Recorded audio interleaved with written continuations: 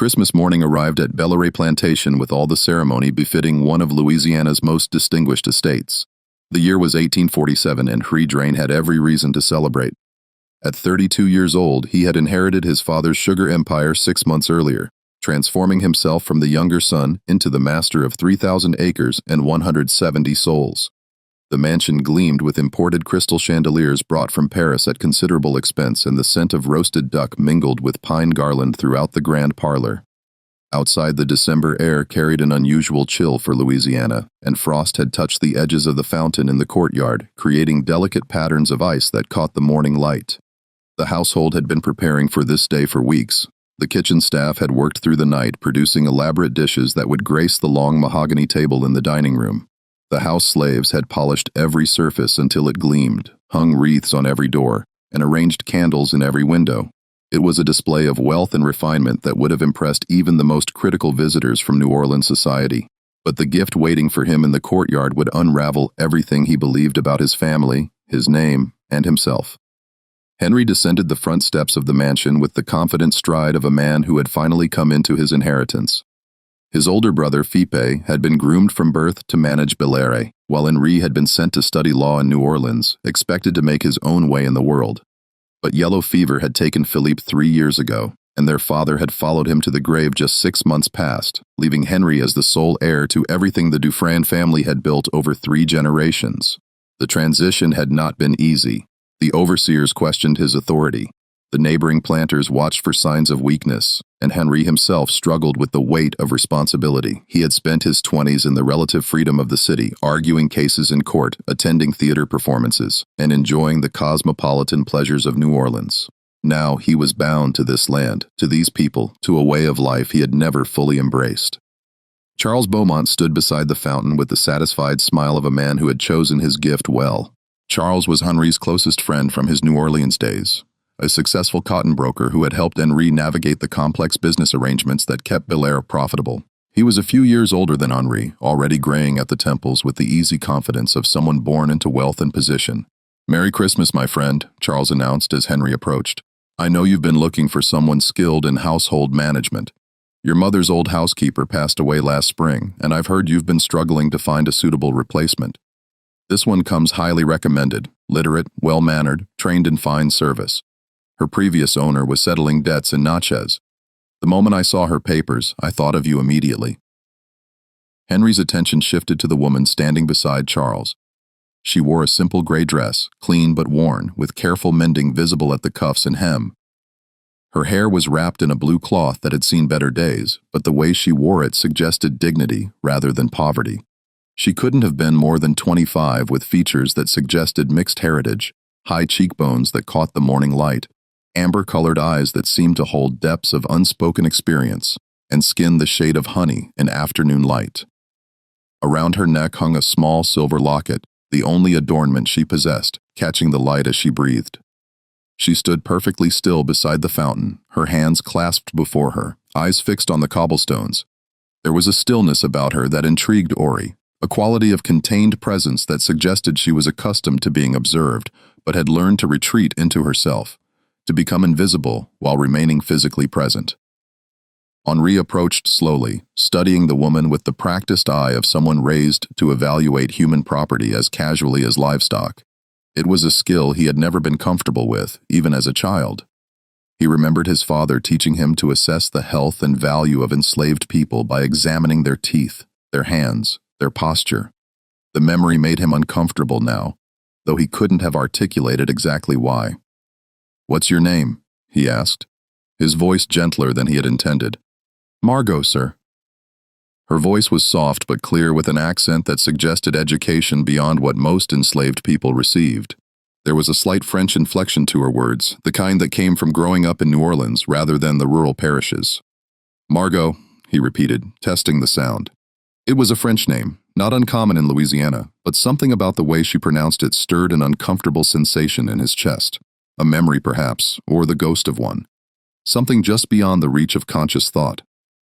"Look at me." She raised her eyes slowly, and in that moment, Henri felt the ground shift beneath his feet. Those eyes, that particular shade of amber fleck with green.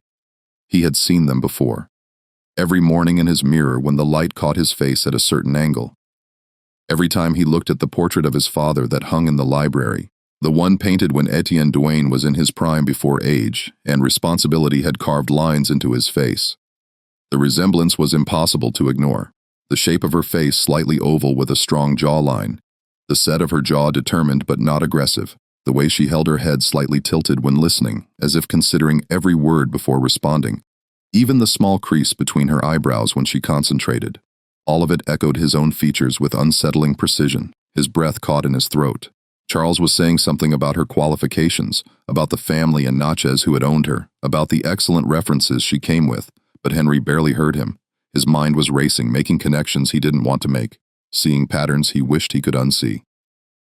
"Where were you born?" The question came out sharper than he intended, cutting across Charles's description of Margot's skills in household management. "New Orleans, sir, en Rue Dauphine." Her voice remained steady, but something flickered in her eyes. Recognition, perhaps, or weariness. She had noticed his reaction, had seen the shock in his face. Henri's hands went cold despite the mild morning air. His father had owned a townhouse on Rue Dauphine. He had kept it for decades, visiting frequently on business trips that sometimes lasted weeks. His mother had never questioned these absences, or if she had done so in the privacy of her own thoughts, choosing the easier path of willful ignorance. Henry himself had been to the house once, sent by his father to deliver papers to a lawyer when he was perhaps 15. He remembered very little of the visit. A courtyard with flowers, blue wallpaper with birds, a woman answering the door, a child peeking from behind her skirts. The memory crystallized with sudden terrible clarity. The child had been perhaps 7 or 8, with curious amber eyes that had stared at him with unguarded interest. He had looked at her for perhaps 30 seconds before the woman, her mother presumably, had ushered her away. He had thought nothing of it at the time, had assumed she was the daughter of a servant or tenant. He had looked at his sister and not known her. "Who was your mother?" His voice came out, barely above a whisper. Margot hesitated, and for the first time something flickered in her eyes. Pain perhaps, or the memory of it. Her name was Celeste. Sir Celeste Dubois. She died when I was 12. The name meant nothing to Ari, but the timeline aligned with terrible precision. He would have been 19 when Margot was born, away at university in New Orleans, focused on his studies and the social life of a young man of his class. His father would have been 53, still vigorous, still traveling to New Orleans regularly for business, still maintaining whatever secret life he had built away from Bel Air, away from his wife and legitimate children. Charles was watching this exchange with growing confusion, his smile fading into a frown. "Henri, is something wrong? If she's not suitable, I can arrange for her to be returned to the dealer. There's no obligation." I simply thought, "No." Henry's voice came out. He cleared his throat and tried again, forcing himself to sound normal, controlled. "No, she's fine. Thank you, Charles. It's a generous gift, very generous indeed."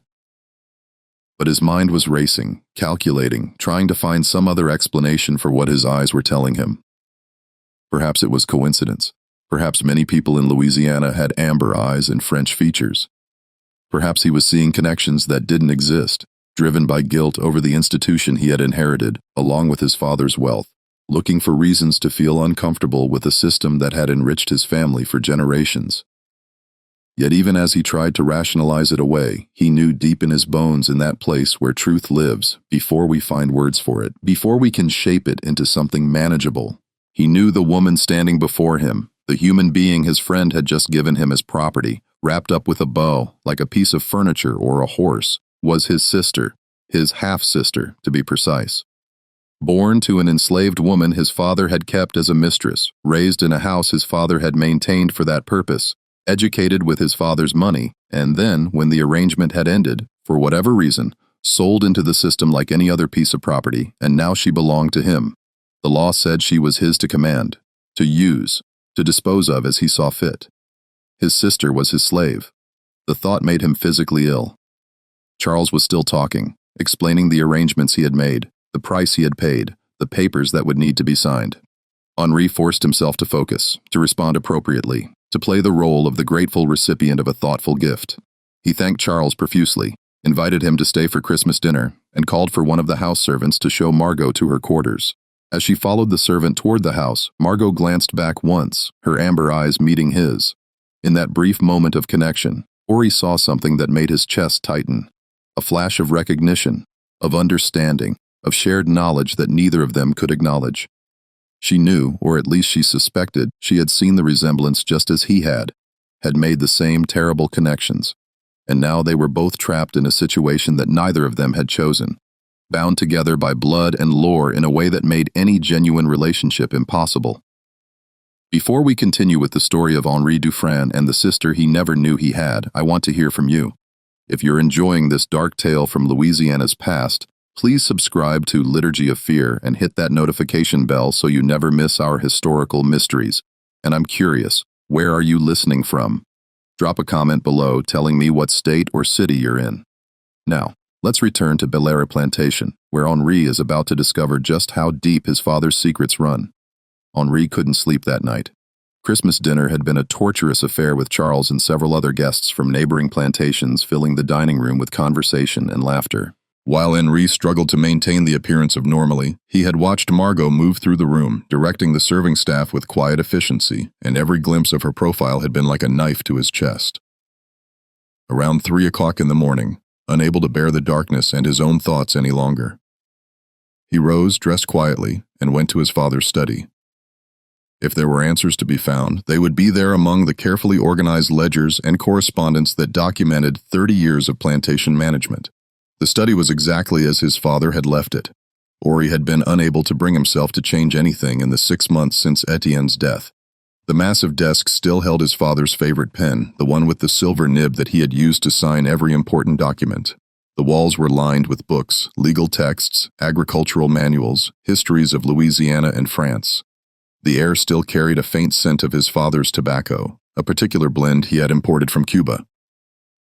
Henri lit the oil lamp on the desk and began his search. He started with the financial records, the leather-bound ledgers that his father had maintained with meticulous care. Etienne Dufresne had been a man who believed in documentation, in creating a paper trail that could withstand any scrutiny. Every expense was recorded, every transaction noted, every payment documented down to the penny. Henri traced backward through the years, looking for payments related to the Rudapine property. He found them easily enough: monthly disbursements for property maintenance, occasional larger sums for furnishings or repairs. The amounts were substantial but not excessive, the kind of expenses one would expect for maintaining a townhouse in a fashionable part of New Orleans. But there were other payments too. Regular amounts sent to someone identified only as CD in the ledgers. The payments had continued for 25 years, stopping abruptly 8 months before his father's death. The amounts varied. Sometimes $50, sometimes $100, occasionally more.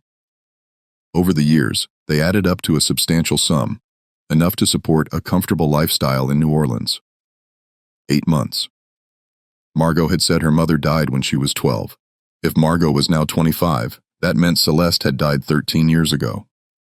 The timeline didn't match unless Henri pulled out another ledger, this one containing copies of correspondence. His father had kept duplicates of important letters organized by year and filed with the same meticulous care he applied to everything else. Henri flipped through 1834, the year Margot would have been born, and found nothing unusual. But in 1835, he discovered a letter from a lawyer in New Orleans confirming the purchase of a house on Rudolphine and the establishment of a trust for its maintenance. The letter was formal, businesslike, revealing nothing of the human story behind the transaction, but attached to it with a pin was a small piece of paper folded many times until it was no larger than a postage stamp. Henri's hands trembled as he unfolded it, smoothing out the creases carefully.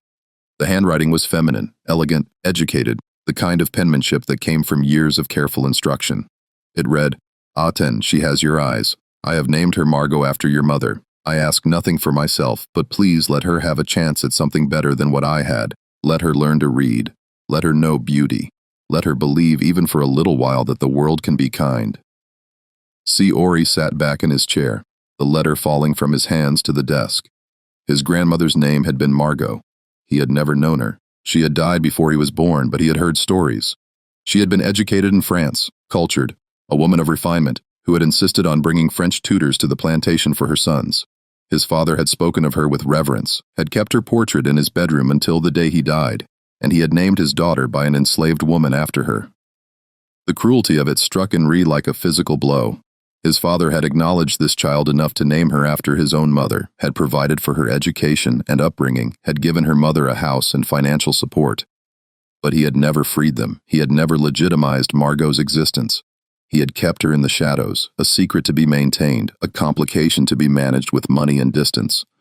Henri continued his search through the night, finding more pieces of the puzzle.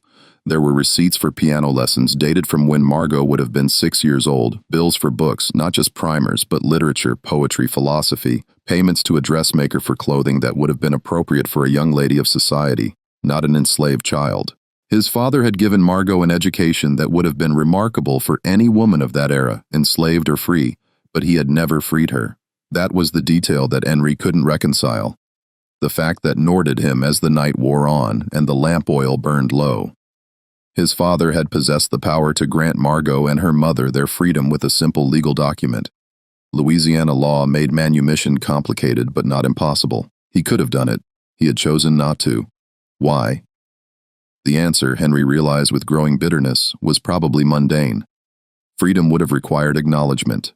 It would have raised questions about who Margot was, who her father was. It would have threatened the careful social position that Etienne Rain had spent his life constructing.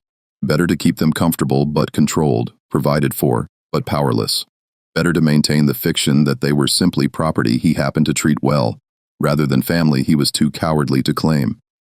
As dawn broke over Bellerive, painting the sky in shades of pink and gold, Henri found one more document. It was tucked into the back of a ledger from 1846, the year before his father's death. A letter from the same lawyer in New Orleans, informing Etienne that Celeste Dubois had passed away, and requesting instructions regarding the disposition of her property and the future of her daughter. His father's response was clipped to the letter. Continue the trust for the property. Make no changes regarding the girl.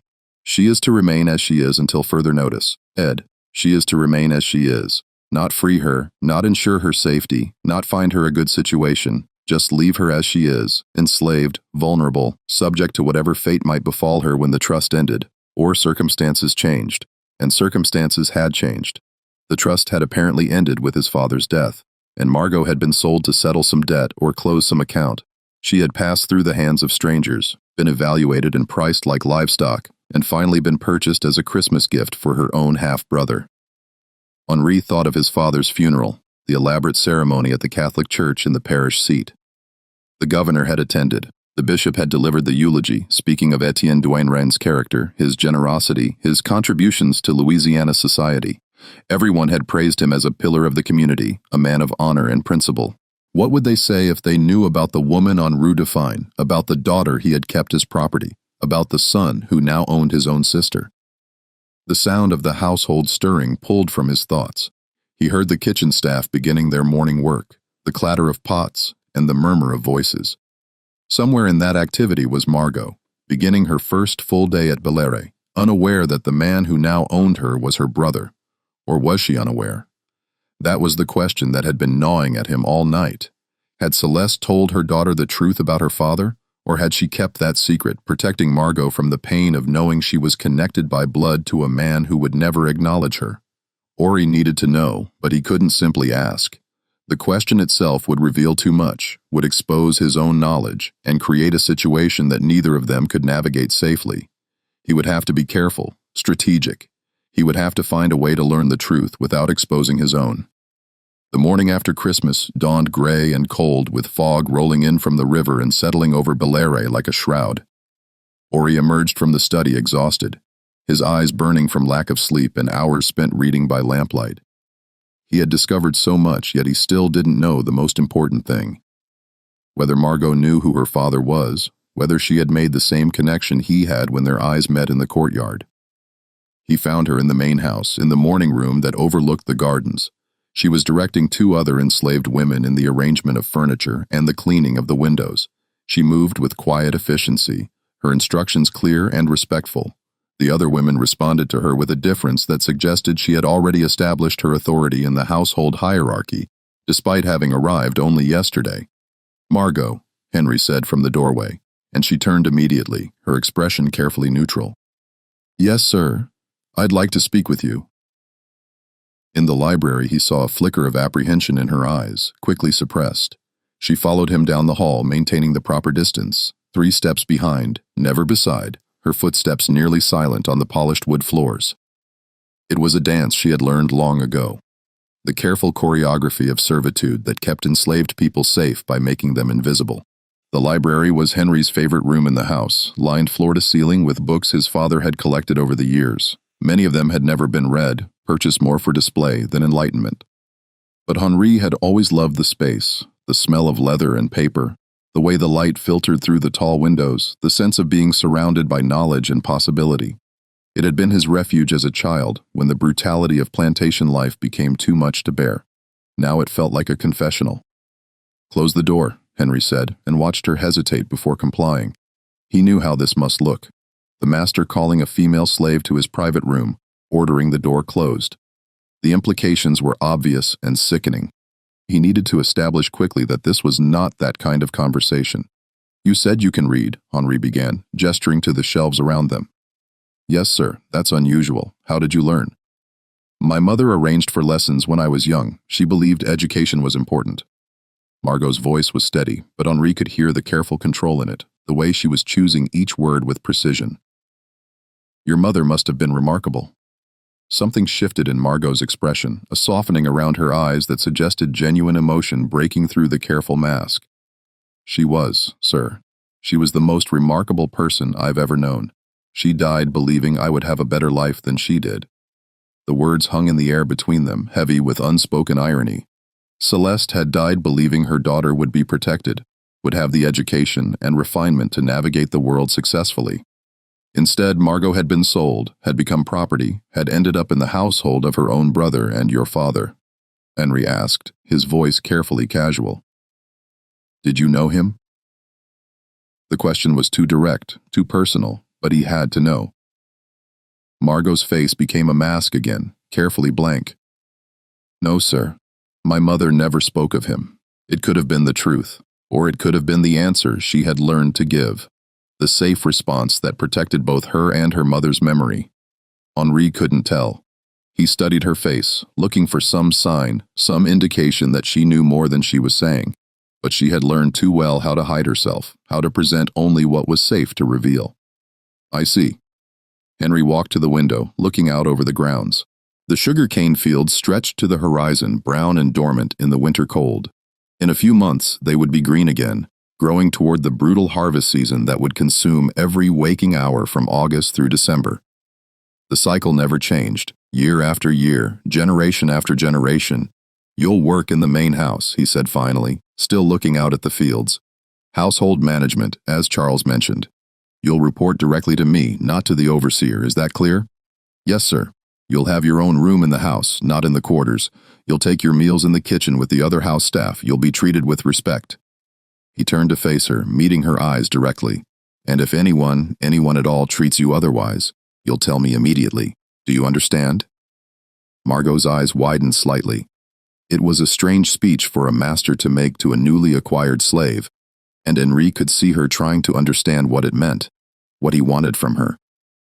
Was this kindness, or was it something more complicated, more dangerous? "Thank you, sir," she said carefully, her voice giving nothing away. "That's all. You can go." She left quickly, and Henri sank into his father's chair. His chair now feeling the weight of his inheritance pressing down on him like a physical force. He owned his sister. The law said she was his property to do with as he pleased.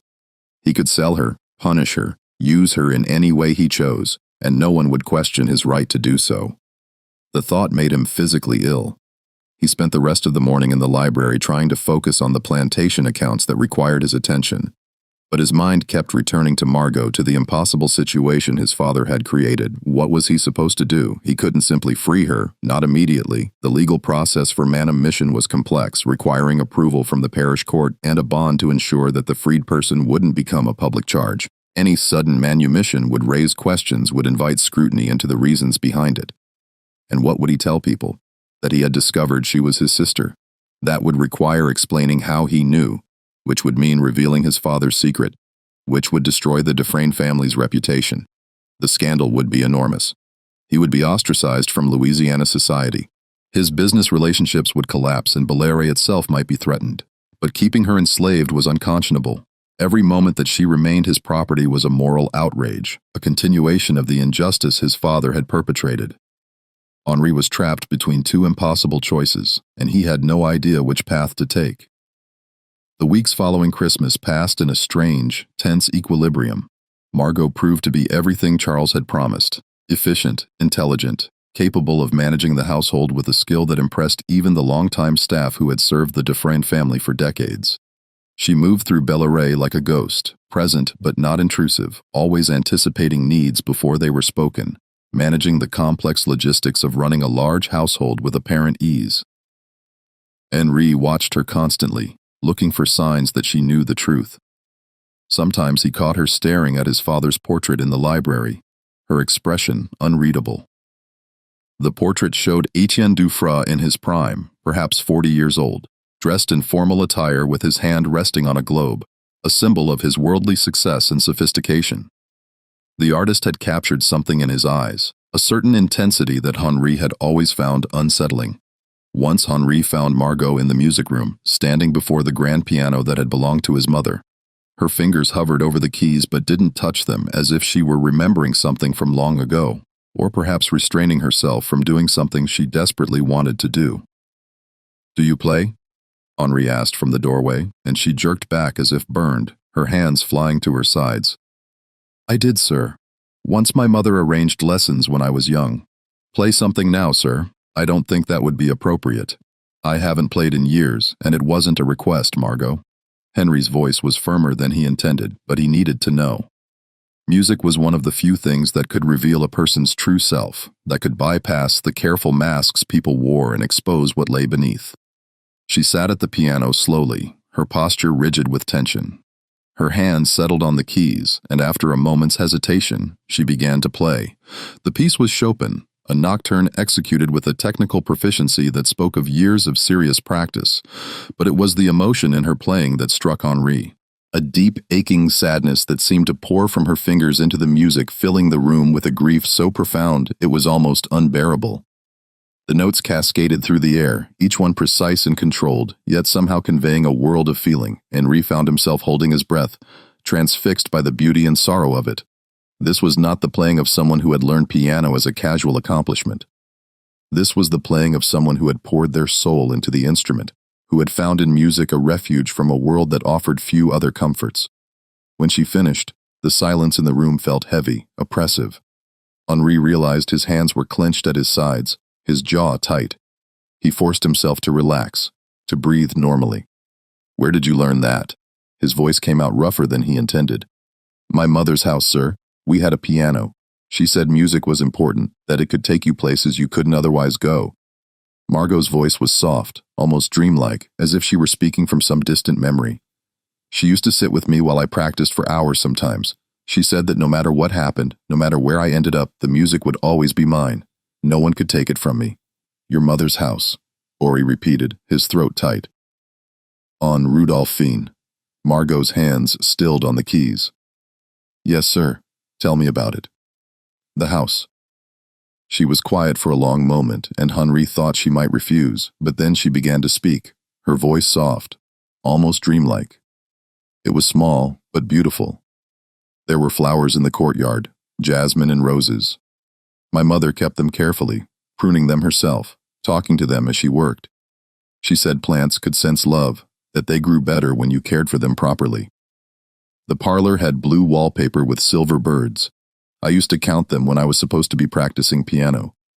There were 47 birds on that wall. I counted them hundreds of times, and it was always 47. Henri's throat tightened. He had been to that house once years ago, sent by his father to deliver some papers to the lawyer who managed the property. He had been perhaps 15, too young to understand what he was seeing, too naive to question why his father maintained a separate residence in the city. He remembered the courtyard, the flowers, the blue wallpaper with the silver birds. He remembered a woman answering the door, Celeste, though he hadn't known her name then, and a girl of perhaps 7 or 8 peeking around her skirts, staring at him with curious amber eyes. He had looked at his sister and not known her. They had been in the same room, had breathed the same air, and he had seen nothing but a child who meant nothing to him. "What happened to the house?" he asked, though he already knew the answer from the documents he had found. It was sold after my mother died. The lawyer said the arrangement had ended, that there was no provision for me to remain there. I was sent to work for a family in the garden district. They were kind enough considering. The mistress taught me fine needlework, and I was allowed to continue reading in my spare time. But when they fell on hard times 3 years later, they sold me to settle debts. She spoke matter-of-factly, as if describing the weather rather than the dissolution of her entire life. I've learned that nothing is permanent, sir. Not houses, not arrangements, not kindness. Everything can be taken away. The resignation in her voice cut deeper than anger would have. She had learned to expect nothing, to hope for nothing, to accept whatever fate handed her with quiet dignity. It was a survival strategy. He realized a way of protecting herself from the constant disappointment of being property in a world that saw her as less than human. "You can play whenever you like," he said abruptly. "The piano is here. It sits unused. My mother played before she died.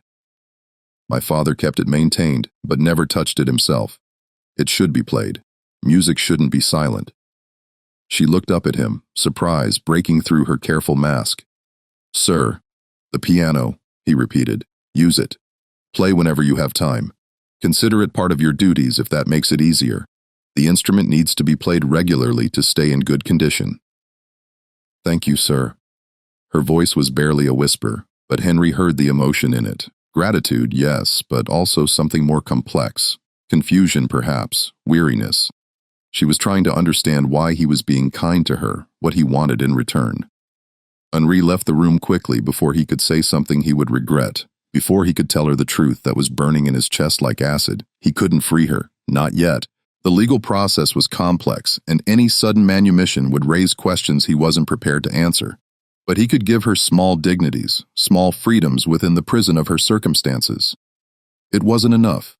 It would never be enough. But it was all he could do without destroying everything. Just when we thought we'd seen the full extent of the Drain family's secrets, the situation at Bellerive grows even more complicated. If this story is giving you chills, share this video with a friend who loves dark historical mysteries. Hit that like button to support our content, and don't forget to subscribe to Liturgy of Fear to never miss stories like this. Let's discover together what happens next as Henry struggles with the impossible situation he's inherited. Spring arrived at Bel Air with the usual explosion of growth and activity. The sugarcane fields turned green almost overnight. The air grew thick with humidity that made every breath feel like drinking water, and the work of the plantation intensified. Henry threw himself into management with an almost desperate energy, trying to lose himself in the endless details of running a large agricultural operation. He met with the overseers daily, reviewing the work schedules and ensuring that the enslaved workers were being treated as humanely as the brutal system allowed. He inspected the fields, the equipment, the sugar mill that would roar to life during the harvest season. He reviewed the accounts, negotiated with buyers in New Orleans, and dealt with the 1,000 small crises that arose constantly on a plantation of Bel Air's size.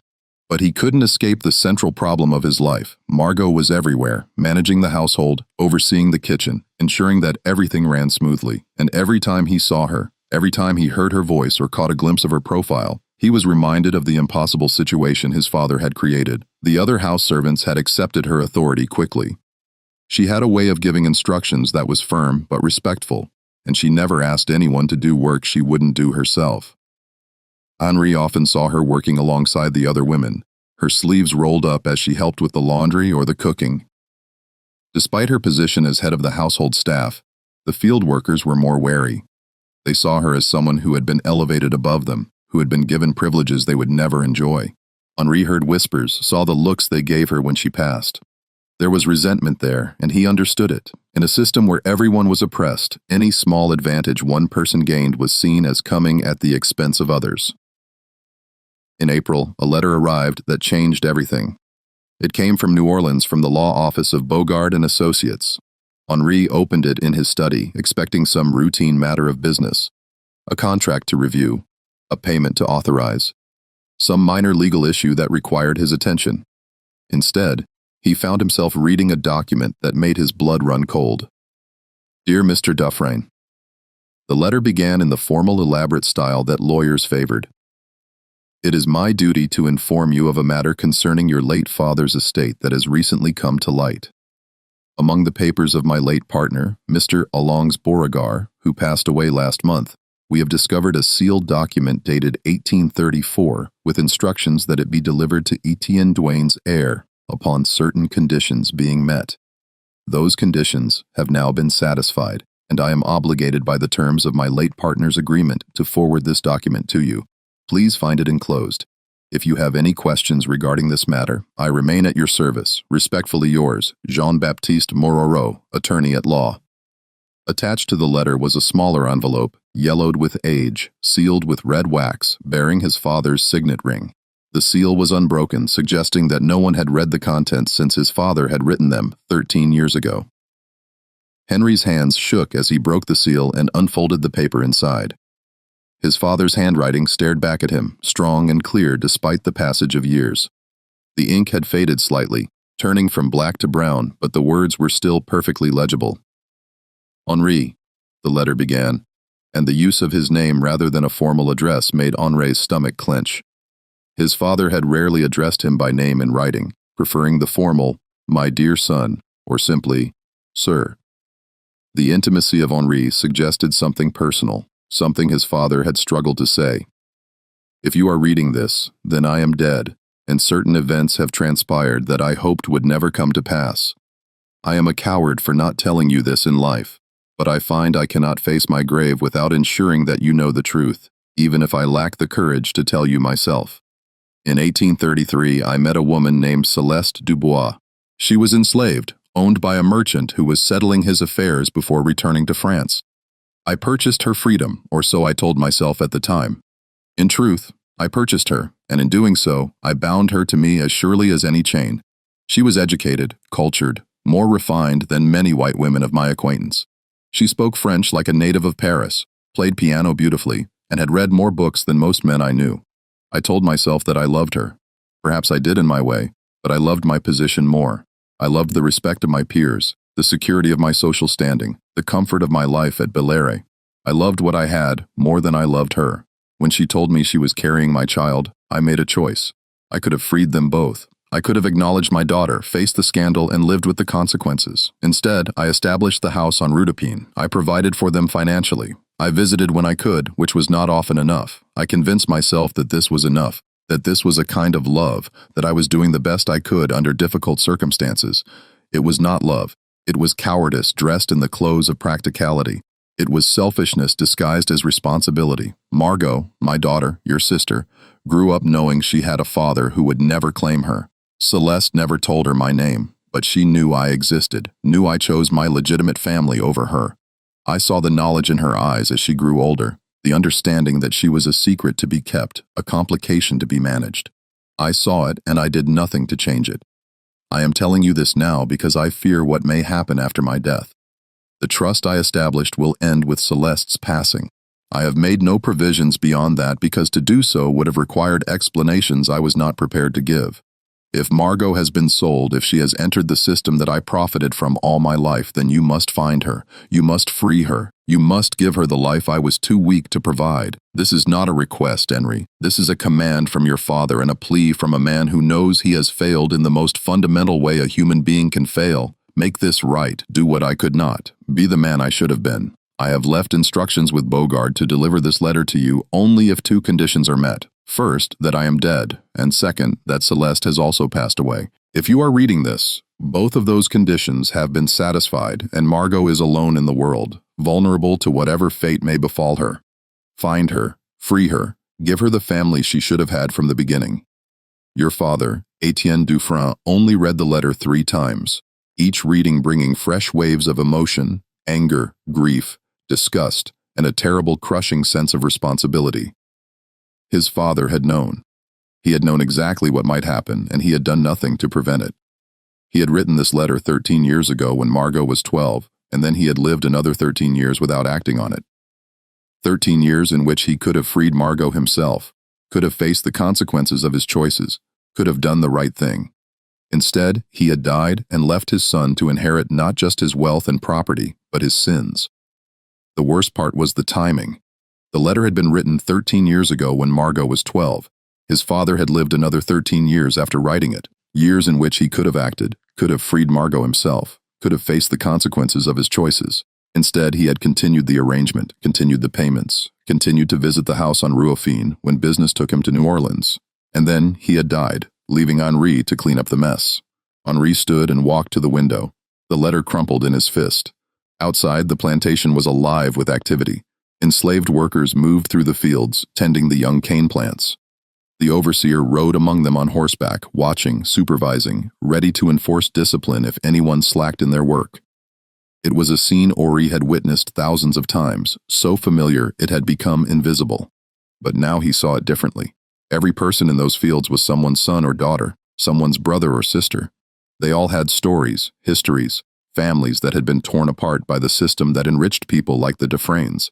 And Henri was part of that system. He benefited from it. He perpetuated it every day he remained at Bellere.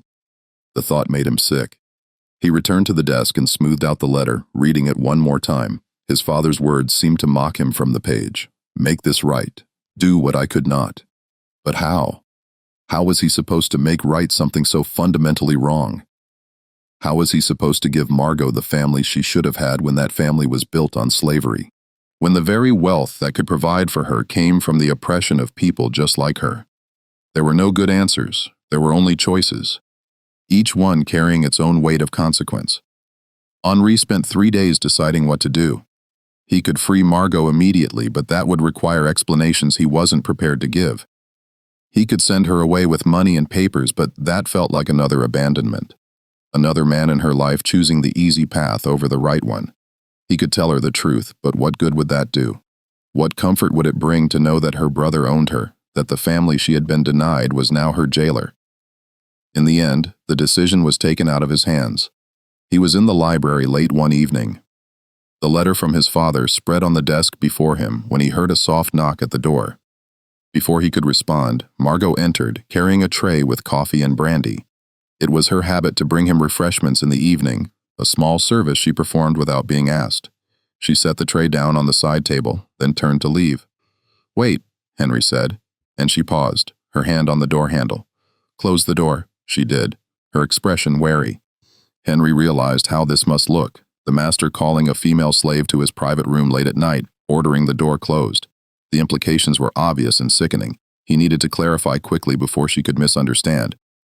"I need to tell you something," he said, his voice urgent. "And I need you to listen without interrupting. Can you do that?" Margot stood perfectly still, her hands clasped before her, her face carefully blank. Henri recognized the posture now. It was armor, a way of protecting herself from whatever was coming. She had learned long ago that when masters wanted to talk privately, it rarely meant anything good. "I know who your father was," Henri began, and saw her flinch as if struck. "I know about the house on Rudolph, about your mother, about the arrangement my father made. I know because I found his records. I found his letter." He pushed the yellowed paper across the desk toward her. "Read it." Margot didn't move. "Sir, I don't think read it." His voice was harsher than he intended, roughened by 3 days of sleeplessness and emotional turmoil. "Please, I need you to read it." She approached the desk slowly, as if walking towards something dangerous. Her hands trembled slightly as she picked up the letter. Ari watched her face as she read, saw the moment when understanding dawned, when the full weight of the revelation hit her. Her hands tightened on the paper, crumpling the edges. Her breathing became shallow, rapid. A single tear escaped and ran down her cheek before she could stop it. When she finished, she set the letter down carefully, smoothing out the wrinkles she had made. She looked at Henri with eyes that held a lifetime of pain, of questions, of grief that had nowhere to go. "You're my brother."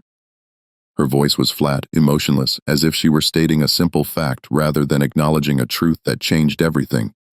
"Yes, and you've known since Christmas." "Yes." She laughed then, a sound without humor, bitter and broken. It was a terrible sound, full of all the pain she had been holding back, all the grief and anger and betrayal that she had learned to suppress for survival. Of course you knew.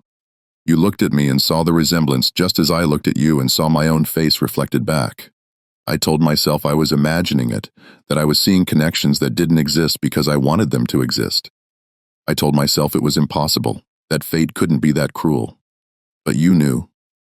I didn't know what to do," Henri said helplessly. "I still don't know what to do. You could free me." The words were simple, direct, devastating in their clarity. I will. I am. The papers are already being prepared. But Margot, he stopped, realizing it was the first time he had used her name without the formal distance of sir following it. I don't want you to just disappear. I don't want to be another man who abandons you. What do you want then? Her voice was sharp now, anger breaking through the careful control. Do you want me to be grateful? Do you want me to forgive our father for keeping my mother as property? For keeping me as property? For choosing his comfort over our freedom? Do you want me to thank you for doing what should have been done the day I was born? What exactly do you want from me, Henry? It was the first time she had used his name, and hearing it from her lips felt like a punch to the chest. They were siblings connected by blood, and yet they were strangers. Worse than strangers, they were master and slave, owner and property, separated by a gulf that seemed impossible to cross. Henry struggled to find the words to articulate something he barely understood himself. I want to know you. I want to understand who you are, what you want, what your life could be if you had the freedom to choose it. I want to be your brother, not your master. I want to have the relationship we should have had from the beginning. You can't be both, Margot said quietly, her anger fading into something sadder, more resigned. As long as I'm enslaved, as long as I'm property, you can't be anything but my master. That's how this system works. That's what our father understood. Even if he pretended otherwise, you can't own someone and love them. You can't hold someone in bondage and call it family. She was right, and Henry knew it. There was no middle ground, no way to have a genuine relationship while the fundamental inequality remained. He had been trying to find a comfortable compromise, a way to ease his conscience without fully confronting the horror of what he had inherited. The papers will be ready in 2 weeks, he said, his voice rough with emotion. I'm freeing you completely with enough money to establish yourself wherever you choose. New Orleans, if you want to return there, or somewhere else, somewhere new. The North perhaps, where you'll be safer. The choice will be yours. And then what? Margot asked, her eyes searching his face. Do we pretend to be strangers? Do we acknowledge the connection? What does it mean to be siblings when we've lived our entire lives in different worlds, when one of us owned the other, even if only for a few months? Henri had no answer. The question was too large, too complex, touching on issues that went far beyond their personal situation. They were products of a system that made such relationships impossible, that drew lines between people based on the arbitrary circumstances of their birth and the color of their skin.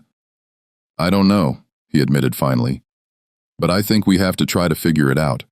We owe that much to ourselves and to your mother. She wanted better for you. She died believing you would have a chance at something more than she had. Maybe we can honor that, even if we can't fix everything else. Margot's expression softened slightly at the mention of Celeste. She never spoke ill of him. You know, our father. She never told me his name, but she never said a harsh word about him either. I think she loved him in spite of everything. Or maybe because of everything. I never understood it. How could she love someone who kept her enslaved? How could she forgive someone who chose his reputation over her freedom? Love is complicated, Henry said, especially when it exists within systems designed to make it impossible. Maybe she didn't forgive him. Maybe she just understood that he was weak, and she chose not to let his weakness destroy her. Yes. Margot moved to the window, looking out over the dark grounds. The moon was rising, casting silver light over the fields in the quarters where the enslaved workers lived. I used to imagine what it would be like to have a family, a real family, not just my mother and me in our little house, but brothers and sisters, a father who acknowledged me, a place where I belonged. I used to make up stories about them, about what they would be like, what we would do together. She turned back to Henry, and in the moonlight he could see tears on her cheeks. And now I find out I have a brother and he's the man who owns me. The stories I told myself as a child never included that possibility. The pain in her voice was unbearable. Ari wanted to comfort her, to somehow make it better, but he knew there was nothing he could say that would change the fundamental wrongness of their situation. They were victims of their father's choices, trapped in a system neither of them had created, but both of them were forced to navigate. I'm sorry, he said, knowing the words were inadequate. I'm sorry for all of it. For our father's choices, for the system that made those choices possible. For the fact that we're meeting like this instead of how we should have met, as family, as equals, as people who had the freedom to choose what kind of relationship we wanted to have. Sorry doesn't change anything, Margot said, but her voice was gentler now, less angry. But I suppose it's a start. It's more than our father ever gave my mother, more than most people in my position ever receive." They stood in silence for a long moment. Two people connected by blood, but separated by everything else, trying to find some way forward through an impossible situation. "2 weeks," Henry said finally. "In 2 weeks, you'll be free. And then we'll figure out what comes next." Together, Margot nodded slowly. "Together," she repeated as if testing the word. "I've never had a brother before. I don't know how to do this." "Neither do I," Henry admitted. "But we'll learn. We have to." The 2 weeks before Margot's manumission papers were finalized passed in a strange limbo. She continued her work in the household, but the dynamic between her and Henri had shifted fundamentally. They were no longer master and slave, but they weren't yet siblings either. They existed in an undefined space, learning to navigate a relationship that had no template, no social script to follow. Henry found himself seeking her out, asking her opinions on household matters that he had previously handled alone. He discovered that she had insights into the running of the plantation that he had never considered, ways to make the work more efficient, ways to treat the enslaved workers more humanely without sacrificing productivity. She had spent her entire life observing, learning, understanding systems from the perspective of someone who had no power within them. Clears throat. That perspective was valuable in ways Ori was only beginning to appreciate. Margot, for her part, seemed to relax incrementally, allowing glimpses of the person she might have been if she had grown up free. She was intelligent, perceptive, with a dry sense of humor that caught Henri off guard. Once, when he was complaining about a particularly difficult business negotiation, she said dryly, "Perhaps if you stopped trying to be reasonable and simply told them what you wanted, they would respect you more. Reasonable people are easy to manipulate." Henri had laughed, startled by her directness. "Is that what you think of me? That I'm too reasonable?" "I think you're trying to be a good person in a system that punishes goodness," she replied. "It's admirable, but it's also exhausting to watch." The comment had stung, but Henry recognized the truth in it. He was trying to be humane within an inhumane system, trying to find some moral high ground in a situation where no such ground existed. It was an impossible task, and Margot saw through it with the clarity of someone who had no illusions left. One evening they sat together in the library, a breach of protocol that would have scandalized anyone who witnessed it, and talked about their childhoods. Henri described growing up at Bel Air, the pressure of being the younger son, always in his brother's shadow until Philip's death had made him the heir. He talked about his education in New Orleans. The law practice he had been building before his father's death had called him back to the plantation. Margot talked about the house on Rudolphine, the careful balance her mother had maintained between dignity and survival. She described the education that had set her apart from other enslaved people, but had also made her situation more painful. "I could read Shakespeare," she said, "but I couldn't walk down the street without papers proving I had permission to be there. I could play Chopin, but I couldn't choose where I lived or who I associated with. The education my mother fought to give me just made me more aware of everything I was denied. Sometimes I wondered if ignorance would have been easier. Do you resent her for it?" He asked. "For teaching you to want things you couldn't have?" Margot considered the question carefully, her eyes distant. "No, I think she was trying to give me the tools to survive, to maybe find a way to something better. She couldn't free me herself. She had no money, no power, no legal standing. But she could give me skills, knowledge, the ability to navigate different worlds. She was doing the best she could with what she had. I can't resent her for that." "Like our father," Henri said bitterly, doing the best he could, which wasn't nearly enough. "No," Margot agreed, "it wasn't enough. But I've learned that most people don't do enough. Most people choose comfort over justice, convenience over courage. Our father wasn't unusual in that regard. He was just human, weak, selfish, cowardly, but human." The generosity of her perspective shamed Henri. She had every right to be angry, to hate their father and everyone who had participated in the system that had oppressed her. Instead, she had somehow found a way to understand, to see the humanity in people who had denied hers. "You're remarkable," he said quietly. Margot smiled, a real smile that transformed her face, making her look younger, less burdened. "I'm a survivor. That's different from being remarkable." Remarkable is a luxury I've never been able to afford. I've just learned to adapt, to find ways to preserve myself in situations designed to destroy me. On the day the papers were finalized, Henry called Margot to his study.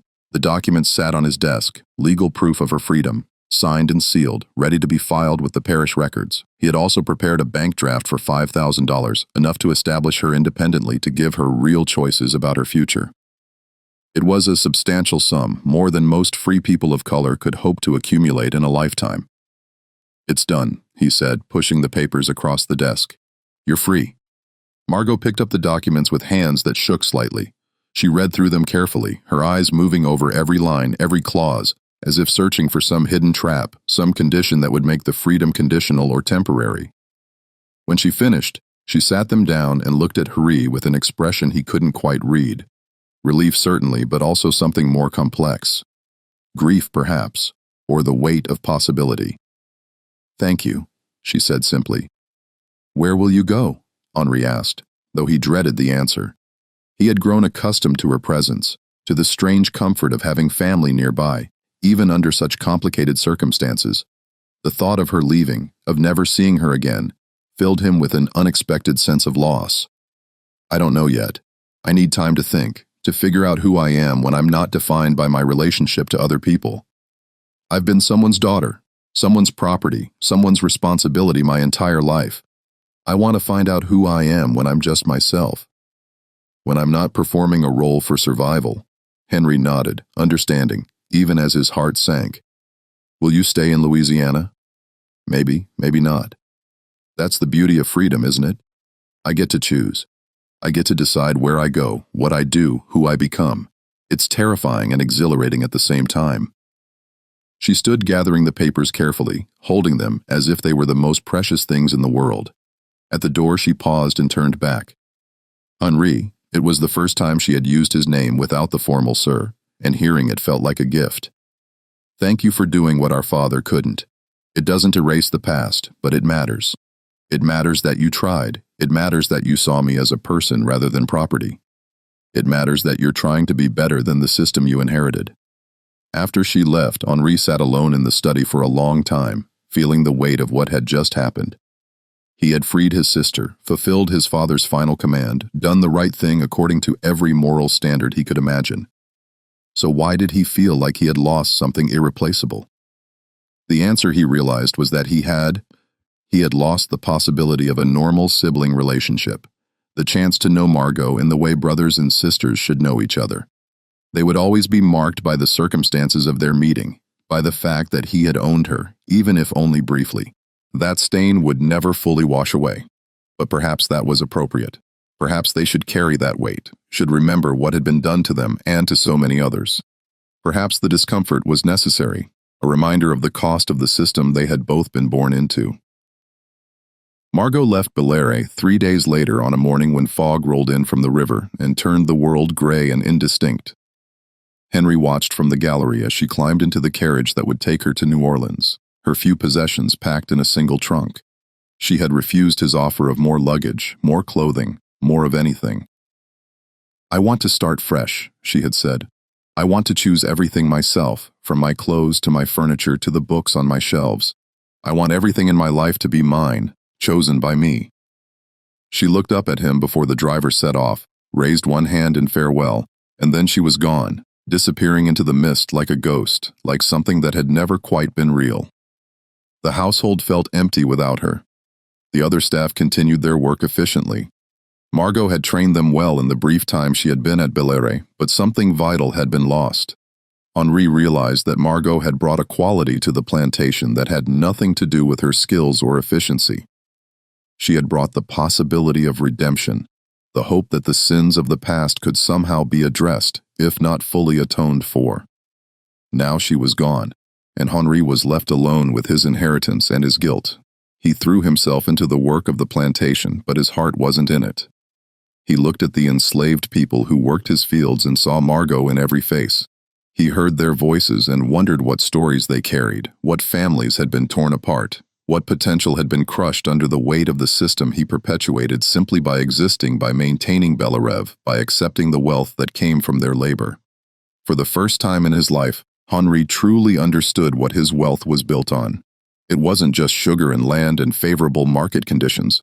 It was human suffering multiplied across generations, normalized and legalized and defended by people who benefited from it. His father had been one of those people. His grandfather had been one of those people.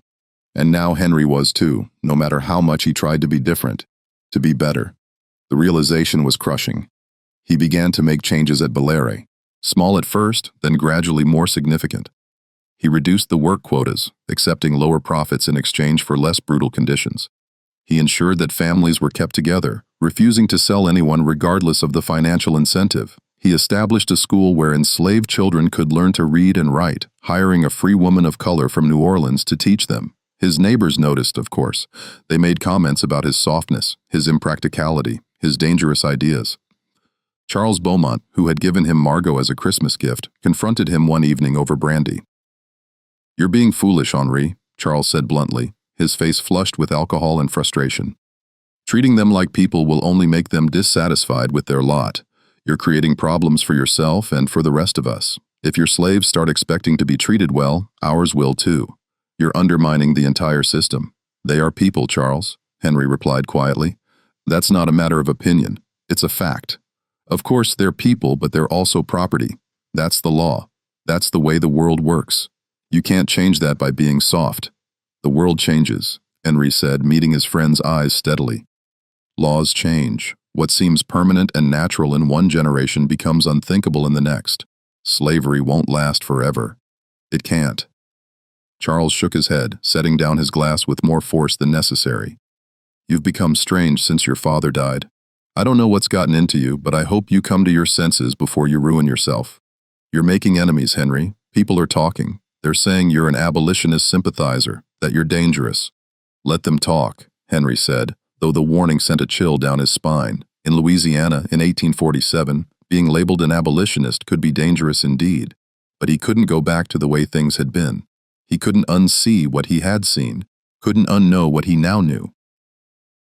Henri didn't tell Charles about Margot. He didn't explain that his sister had been enslaved, that he had owned her, that the abstract moral questions Charles dismissed so easily had become painfully personally real. Some truths were too dangerous to share, too likely to destroy the fragile social position he was trying to maintain, even as he worked to undermine the system that sustained it. In June, a letter arrived from New Orleans. Henri recognized Margot's handwriting immediately and tore it open with hands that shook. "Dear Henri," it began, and the simple intimacy of the greeting made his throat tight. "I am writing to tell you that I am well and settling into my new life. I have taken rooms in the French Quarter in a boarding house run by a free woman of color who has been very kind to me. The freedom to make choices is still strange. I find myself sometimes waiting for permission to do things that I now have every right to do. But I am learning. I am becoming someone new, or perhaps I am becoming who I always was beneath the roles I had to play for survival. I have been thinking a great deal about our father, about the choices he made, and the legacy he left us. I find that I cannot hate him, though perhaps I should. He was a man caught in a system that corrupted everyone it touched, and he lacked the courage to stand against it. That makes him weak, but not monstrous. Most people are weak when tested. Most people choose comfort over principle. But you, Henri, you had a choice, and you made the right one. You could have kept me enslaved, could have maintained the secret, could have protected yourself and your position. Instead, you chose to do what was difficult and right. That matters. It doesn't fix everything, but it matters. I don't know what our relationship will be going forward. We are siblings, but we are also strangers shaped by vastly different experiences. Perhaps we will find a way to know each other truly, or perhaps we will remain distant, connected by blood, but separated by history. Either way, I want you to know that I don't blame you for the circumstances of my birth or the years I spent in bondage. You inherited a terrible situation, and you handled it with more grace than I had any right to expect. Thank you for giving me my freedom. Thank you for seeing me as a person rather than property. Thank you for being the brother our father never allowed you to be, with affection and hope." Margot Henri read the letter multiple times, each reading bringing a complex mixture of relief and sadness. She was safe. She was free. She didn't hate him. But she was also gone, living a life separate from his, and he had no idea if he would ever see her again. He wrote back immediately, a long letter in which he tried to express everything he had been feeling, the guilt, the anger at their father, the strange grief of discovering family only to lose them again. He told her about the changes he was making at Belarive, about his growing discomfort with the system he was part of, about his uncertainty regarding what he should do with the knowledge and privilege he had inherited. Her response came a month later, and it contained advice that would change the course of his life. "You ask what you should do," she wrote. "I cannot tell you that. No one can make that choice for you. But I can tell you what I have learned, that we cannot change the past, but we can refuse to perpetuate it. You own 170 people only, 170 human beings whose lives are in your hands. You cannot free them all without destroying yourself. I understand that the economic and social consequences would be catastrophic, and you would likely be prevented from doing so by the courts anyway. But you can treat them with dignity. You can ensure they are not separated from their families. You can teach them to read, give them skills, prepare them for the day when this evil system finally ends. And it will end, Henri. It cannot last forever. You can be the master who makes slavery slightly less terrible. Even as you work toward a world where masters are no longer necessary, it is not enough. It will never be enough. But it is something, and something is better than nothing." Henri followed Margot's advice as best he could. He implemented changes at Belarive gradually, carefully in ways that wouldn't attract too much attention from his neighbors or the authorities. He ensured that families were kept together, refusing all offers to purchase individual workers regardless of the price offered. He established the school and made attendance mandatory for all children under 12, arguing to skeptical overseers that educated workers were more valuable. He reduced the brutal quotas that had driven the harvest season, accepting lower profits in exchange for less suffering. He improved the quarters where the enslaved workers lived, ensuring they had adequate food, clothing, and medical care. He stopped using the whip as punishment, instead implementing a system of privileges and restrictions that was less violent, if no less controlling. His neighbors noticed, of course. They made comments about his softness, his impracticality, his dangerous ideas. Some stopped doing business with him. Others warned him that he was setting a bad example, that his workers would become spoiled and difficult to manage.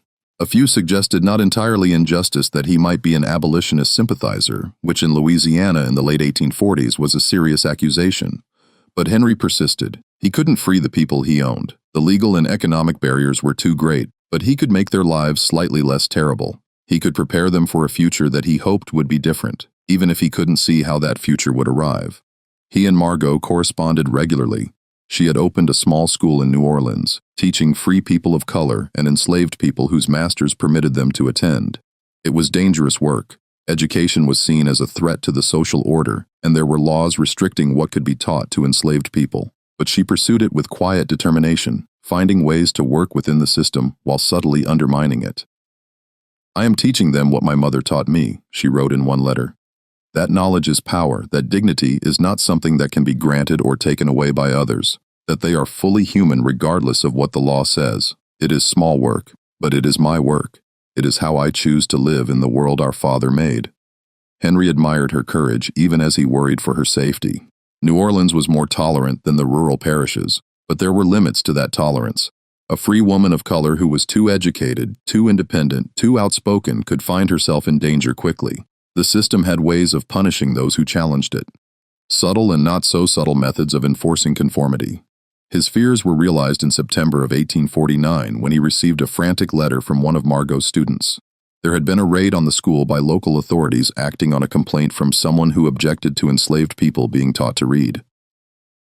Margot had been arrested for teaching enslaved people without permission for possessing abolitionist literature for a dozen other charges that added up to the crime of being too free, too defiant of the social order.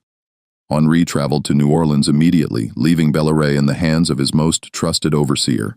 He used every connection he had, called in every favor, spent money he couldn't afford to spend. It took 3 days and cost him a substantial bribe to the right officials, but he finally got her out of the parish jail. She was thinner when he saw her, with bruises on her arms and a cut above her eye that was still healing, but her spirit was unbroken, her eyes still bright with determination. "I won't stop," she told him as they sat in a cafe near the river, speaking in low voices so as not to be overheard. "I can't stop. This is the only thing that makes sense to me. The only way I know to fight back against what was done to me, to my mother, to all of us. You'll get yourself killed, Hree said bluntly, fear making his voice harsh. Then I'll die free, Margot replied, meeting his eyes steadily. That's more than my mother had, more than most people like me will ever have. I won't live in fear, Hree. I won't make myself small to make other people comfortable. I've spent too much of my life doing that already. Henri wanted to argue to convince her to be more careful, to protect herself, but he knew it would be useless. She had found her purpose, her way of making meaning out of the suffering she had endured. He had no right to take that from her, even if it terrified him. Let me help, he said instead. Money, connections, whatever you need. Let me be useful. Margot smiled, and for a moment he saw the sister she might have been if they had grown up together, if the world had been different. You're already useful, Henri. You're proving that people can change, that they can choose to be better than the systems they inherit. That matters more than you know. Every person you treat with dignity, every family you keep together, every child you teach to read, it all matters. You're planting seeds for a future you may never see, but that doesn't make the work less important. The years passed, and the country moved inexorably toward the conflict that everyone could see coming, but no one seemed able to prevent. The tensions between North and South grew more acute, the debates over slavery more heated, the possibility of compromise more remote.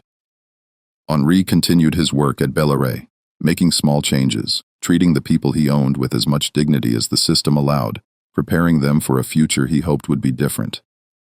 Margot continued her school, moving it frequently to stay ahead of authorities, teaching anyone who would learn.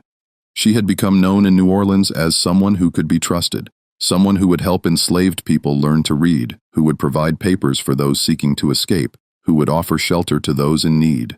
It was dangerous work, but she seemed to thrive on the danger, to find in it a purpose that gave her life meaning. They saw each other rarely.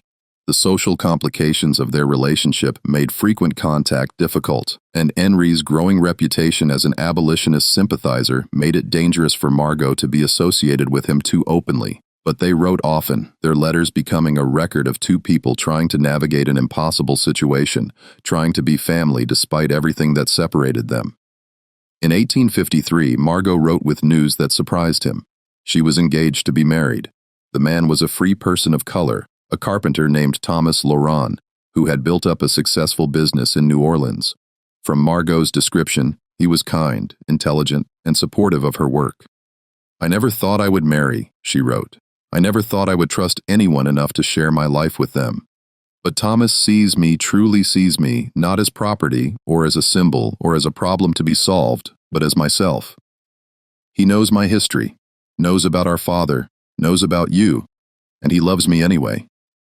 It is a gift I never expected to receive. Henri traveled to New Orleans for the wedding, a small ceremony in a Catholic church in the French Quarter. He sat in the back, not wanting to draw attention to his presence, and watched his sister marry a man who looked at her with obvious love and respect. When she caught his eye during the ceremony, she smiled, and Henri felt something in his chest loosen, a knot of guilt and grief that he had been carrying since that Christmas morning, 6 years earlier. After the ceremony, they spoke briefly in the courtyard. Thomas shook Henri's hand with a grip that was firm but not aggressive, his eyes assessing Henri with the careful judgment of a man who had learned to read people for his own survival. Thank you for coming, Margot said, her hand resting on Thomas's arm. It means a great deal to me. I wouldn't have missed it, Henri replied, and meant it. I'm happy for you, truly happy. I know. She squeezed his hand, a brief gesture of affection that would have been unremarkable between any other siblings, but felt precious and fragile between them. And I'm grateful for everything you've done, everything you continue to do. You're a good man, Henri. Our father would be proud. Henri wasn't sure about that. He suspected his father would have been horrified by the choices Ori had made, by the way he had disrupted the careful arrangements that had kept Margot hidden and controlled. But it didn't matter what his father would have thought. What mattered was that Margot was free, happy, building a life on her own terms. That was enough. Henri returned to Belleret and continued his work, watching the political situation deteriorate, knowing that the world he had grown up in was ending. When the war finally came in 1861, he was almost relieved. The tension of maintaining an untenable system of trying to be humane within an inhumane structure had been exhausting. The war years were brutal. Bellerive was occupied by Union forces in 1862, and Henry found himself in the strange position of welcoming the army that was destroying his economic livelihood. The enslaved people on his plantation were declared free by military order, and most of them left immediately seeking family members who had been sold away or simply wanting to experience what it meant to move freely through the world. Hy didn't try to stop them. He gave them what money he could spare, wrote letters of reference for those who wanted them, and wished them well. Some thanked him, acknowledging the ways he had tried to make their lives less terrible. Others left without a word, their silence more eloquent than any speech could have been, a reminder that no amount of kindness could erase the fundamental wrong of ownership. When the war ended in 1865, Bellerive was a shell of what it had been. The fields were overgrown, the machinery broken, the grand house showing signs of neglect that would take years and money on didn't have to repair. He sold most of the land, keeping only the house and a few acres around it, enough to live on modestly, but not enough to maintain the lifestyle he had been born into. He was 49 years old, and the world he had known was gone. In 1868, 3 years after the war's end, Henri received a letter from Margot inviting him to visit her in New Orleans. She and Thomas had survived the war, though it had been difficult. Their school had been destroyed during the occupation, their home damaged, their savings depleted. But they had rebuilt, and the school was now operating openly, legally, teaching formerly enslaved people to read and write and navigate their new freedom. Henry took the train to New Orleans, traveling through a landscape that still bore the scars of war. Fields lay out. Buildings stood empty, and everywhere there were people trying to figure out what the new world would look like. The city itself was chaotic, full of soldiers and freedmen and carpetbaggers, everyone trying to carve out a place in the new order. Margot met him at the station, and Henry was struck by how much she had changed. She was 34 now, her face showing the marks of hard years, but there was a confidence in her bearing that had been absent before. She moved through the world like someone who belonged in it, who had every right to occupy space and make decisions and be heard. "Welcome," she said, embracing him without hesitation. The gesture was natural, unforced, the kind of greeting that siblings might exchange anywhere. It made Henry's throat tight. "Come see what we've built." The school was in a building that had once been a warehouse converted into classrooms and a small library. It was full of students of all ages, from children to elderly people who had spent their entire lives enslaved and were now learning to read for the first time. Thomas was teaching a class on mathematics, his voice patient as he explained fractions to a group of attentive adults. "This is what freedom looks like," Margot said, watching her students with obvious pride. "It's messy and difficult and uncertain, but it's real. These people are building lives for themselves, making choices, learning skills. They're becoming who they were always meant to be." Henri felt tears prick his eyes. "Your mother would be proud." "Yes," Margot agreed, her voice soft. "She would, and so would our father, I think, despite everything. He wanted this for me. He just didn't have the courage to make it happen himself. But in the end, his weakness led to something good. It led to you freeing me, which led to this school, which is changing lives every day. Sometimes good things come from bad beginnings." They spent the afternoon walking through the city, talking about the past and the future, about the country that was trying to rebuild itself from the ashes of war. Margot told him about her plans to expand the school, to create more opportunities for freed men who were struggling to establish themselves in a society that still viewed them with suspicion and hostility. "Will you help?" she asked as they stood on the levee, watching the Mississippi roll past. "I know you don't have much left, but whatever you can spare, money, connections, advice, it would make a difference." "Of course," Henry said without hesitation. "Whatever I have is yours. It always has been." Margot smiled and took his hand, a simple gesture that felt profound. "We're family, hungry. Really, truly family. Not because the law says so, but because we choose to be. That's what freedom means.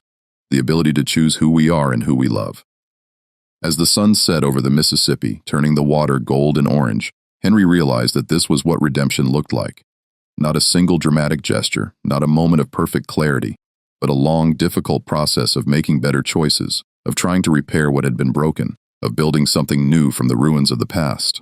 He had inherited his father's sins, but he had also inherited the opportunity to do better, and with Margot's help, with her courage and vision, and refusal to be defined by what had been done to her, he was learning how. It wasn't enough to erase the past. Nothing could do that. The years Margot had spent enslaved, the suffering of the hundreds of people who had worked at Bellaray, the countless families torn apart by the system, none of that could be undone. But it was something.